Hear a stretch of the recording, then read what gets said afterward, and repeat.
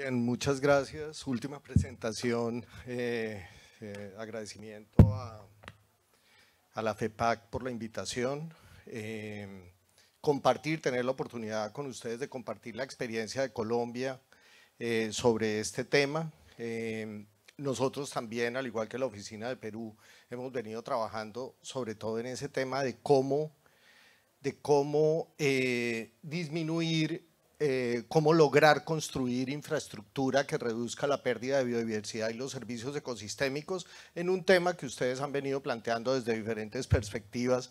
Celebré mucho, creo que cada día se acercan más los lenguajes relacionados con sostenibilidad, que no es una moda. Luis lo planteaba en varias de sus observaciones, que la sostenibilidad pasó hace 15 años, uno parecía un bicho raro, hablando de peces, de agua, cuando los requerimientos de la sociedad estaban en otro ambiente, y ya definitivamente la sostenibilidad quedó claro para el planeta. Los informes del IPCC, el Panel Intergubernamental de Cambio Climático, diciendo que definitivamente primero somos los culpables y segundo, en nosotros están las soluciones, y como lo han venido planteando, las soluciones pasan por temas de ingeniería, por temas de incorporación, de minimizar los impactos y de diseñar soluciones de manera eficiente incorporando los temas de cambio climático. Es un determinante, lo decía también Luis, en oportunidades de negocio, y también el BID lo planteaba en su presentación. Hay unos recursos enormes que se pueden potenciar alrededor de eso. Me pareció muy interesante eso de pasar de las musas al teatro. Ahora vamos a ver cómo de todas esos conceptos un poco básicos que se presentan en un instrumento que nosotros diseñamos en Colombia, cómo estamos intentando convertirlo en realidad en el negocio de la ingeniería, en dinámicas complejas, porque pues sabemos todas las implicaciones que tiene a nivel de Estado, a nivel de instrumentos esto.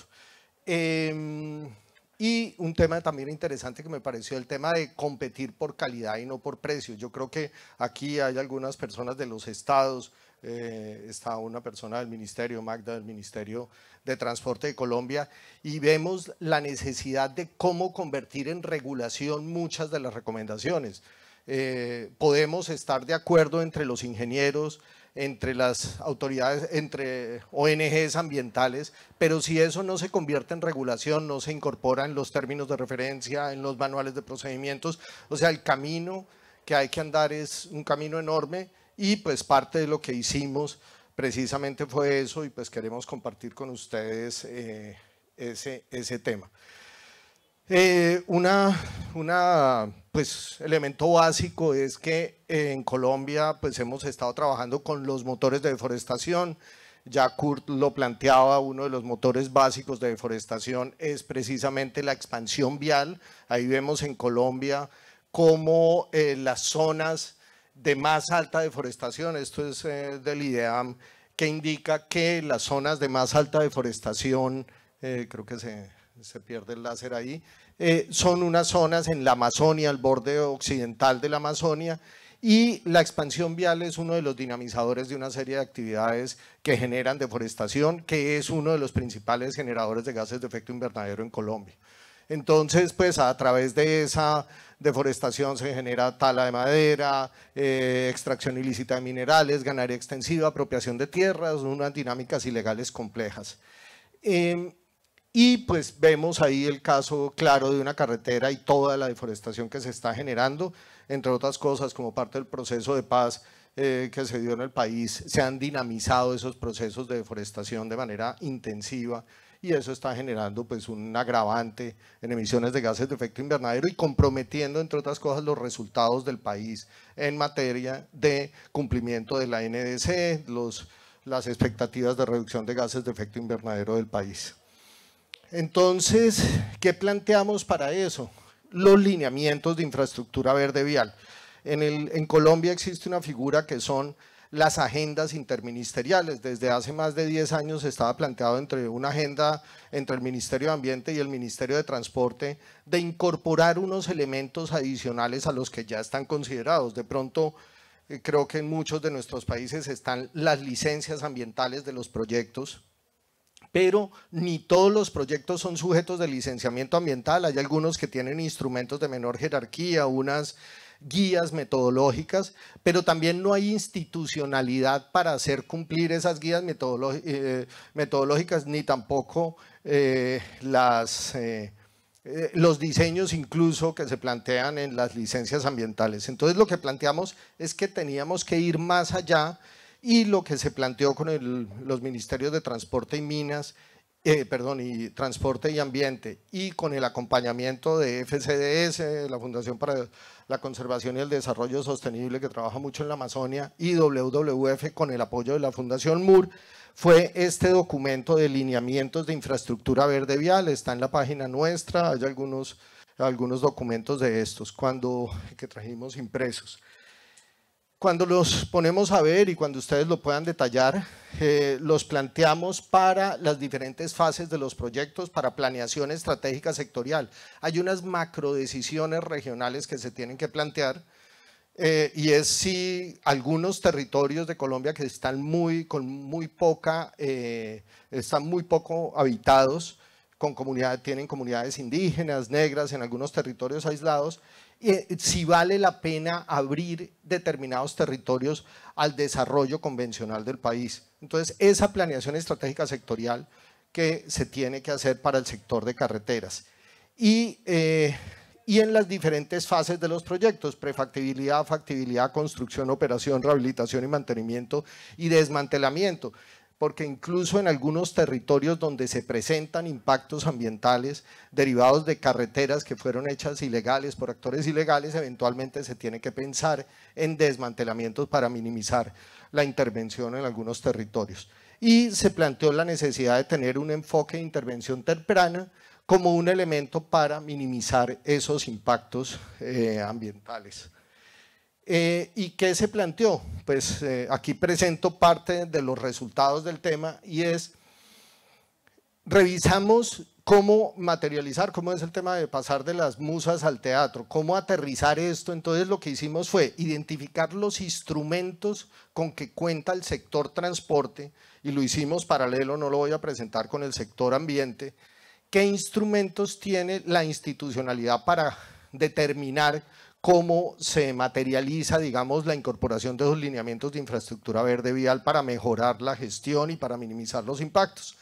Entonces se hizo desde revisión de todos los instrumentos a nivel nacional y a nivel regional, y cuando vemos, no es solamente el licenciamiento ambiental, sino uno ve que tiene que incorporar en la guía de manejo ambiental de proyectos de infraestructura, en los manuales de drenaje, en las cartillas de pasos de fauna, estabilidad de taludes, geotecnia, en fin, en el reglamento colombiano de construcciones sismorresistentes. O sea, y cuando vemos los actores están una diversidad de actores. Está el INVIAS, está la Agencia Nacional de Infraestructura, el Ministerio de Transporte, Ambiente, las autoridades regionales, la Sociedad Colombiana de Ingeniería, el Servicio Geológico Colombiano, el Instituto Colombiano de Normas Técnicas y otras entidades más la academia. O sea, no es una decisión que se tome simplemente con la expedición de una cartilla de esta, sino si queremos que eso se materialice, tenemos que incidir y acompañar y visibilizar todos esos aspectos en esos diferentes instrumentos, o si no, esto se va a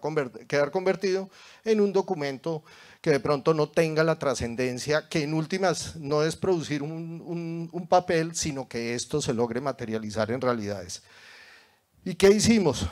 Aquí hay ejemplos de cuáles son las recomendaciones que se han hecho, algunas de las cuales se han ido incorporando, y paso a hacer una referencia. Esto es un proceso que comenzó hace 10 años, que se está materializando en algunos instrumentos, pero que definitivamente acompañar hasta que se den todas esas modificaciones va a ser un camino largo. Recomendaciones que han salido de un piloto del que les voy a hablar ahora, y de la intervención de expertos del Banco Mundial, expertos ingenieros que han tenido la oportunidad de ser diseñadores, constructores, interventores de proyectos de carreteras. Entonces, por ejemplo, instalar cámaras trampa para toda la vida útil del proyecto, incorporación de nuevas tecnologías de las que se ha estado hablando acá, de sistemas inteligentes de transporte, incorporación de pasos de fauna, análisis regionales en el diseño para ver el diseño geométrico, el tema de la variable de cambio climático y cómo incorporar eso en factores de seguridad, en determinación de factores de seguridad a la hora de análisis, de estabilidad de taludes, periodos de recurrencia a la hora de considerar las obras hidráulicas, el tema de factores de seguridad. Ustedes saben que uno de los elementos importantes es los fenómenos climáticos extremos, entonces probablemente se estaba diseñando con factores estáticos y dinámicos para unos periodos, para una precipitación determinada, una X cantidad de milímetros de precipitación, y de pronto se está llegando con más frecuencia a pasar esos límites, entonces los colapsan las estructuras. En Colombia se perdió la conexión entre Bogotá y una ciudad cercana que es Villavicencio, generando unas pérdidas de más o menos 500.000 millones de dólares porque duró 6 meses para una carretera de las más importantes del país. Entonces finalmente eso genera unos impactos económicos muy grandes. Entonces factores de seguridad, revisión de mejora de las campañas, la necesidad de tener una geología más detallada, de instrumentación geotécnica en algunos de los taludes que tengan problemas de estabilidad, el tema del diseño de las zonas de disposición de materiales, revisión de mejoramiento de materiales, el tema, aquí está lo de elementos relacionados con los factores de seguridad estáticos y dinámicos, la revisión, la necesidad de revisar los periodos de retorno para el dimensionamiento de las estructuras hidráulicas. Hay una foto, me corrige, creo que aquí hay un compañero de Honduras, creo que esa foto es muy diciente, parece que terminaron los diseños y hubo alguna creciente y el río se fue para otro lado, un pequeño detalle. ¿Cuánto representa eso en términos económicos? Independiente que sea, creo que nos debe haber pasado en cualquiera de nuestros países, puede haber pasado situaciones de ese tipo. Entonces, la necesidad de revisar revisiones regionales. Hay un concepto que a raíz precisamente del colapso de este talud que afectó la movilidad entre Bogotá y Villavicencio y pérdidas de las que ya les hablaba, se comenzó a hablar de un concepto de corredor geotécnico. Normalmente las carreteras se estaban diseñando con 30 metros a cada lado de revisión, pero resulta que en países andinos los impactos pueden ser muchísimo mayores y pueden estar a 100, 150, 300 metros. Entonces uno tiene que revisar el concepto de corredor geotécnico, incluso incorporando cuáles son las actividades productivas que se desarrollan y que eventualmente no estén agravando la situación, están disponiendo agua en la mitad del talud y están generando impactos.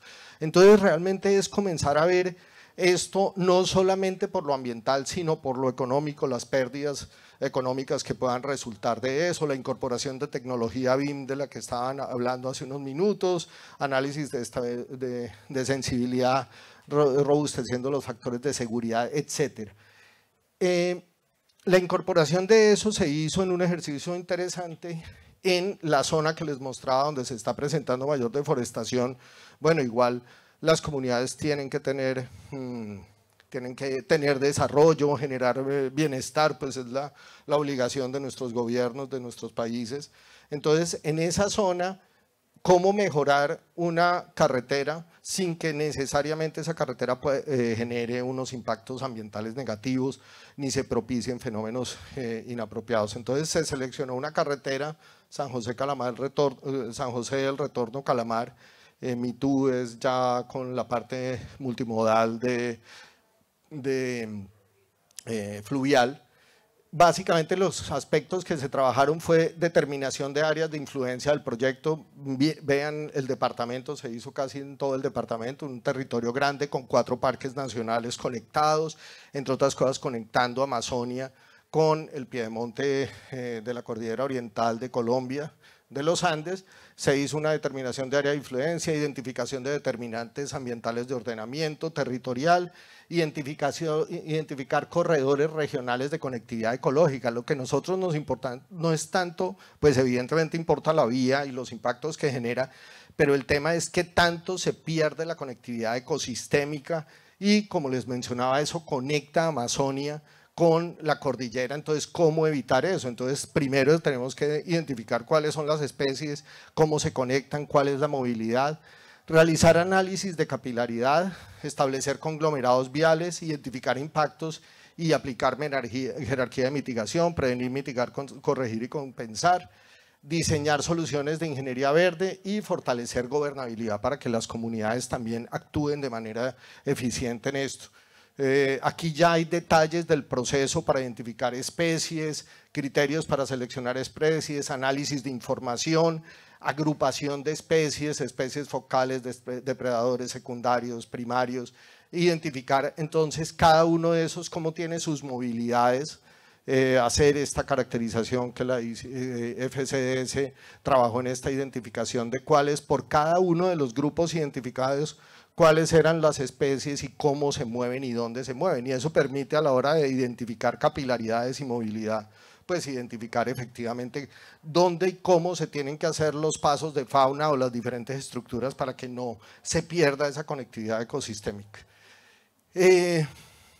Y pues aquí una perspectiva de qué pasaría, cómo está la deforestación en esta zona y cuáles serían las tendencias de deforestación de no tomar las medidas apropiadas. Entonces, esto ha sido un trabajo pues extenso, si seguimos, no ha parado, tenemos que seguir incidiendo, el gobierno nacional, y se plantearon entonces algunas de las acciones que hemos venido trabajando, fortalecer las capacidades de los actores involucrados, hemos estado trabajando con los ministerios, con el INVIAS y con otras entidades, identificar e implementar mecanismos para incorporación de los lineamientos, entonces se ha trabajado con el gobierno nacional y ahí en unos documentos de política, se han incluido unos COMPES, que son los documentos de política de Colombia.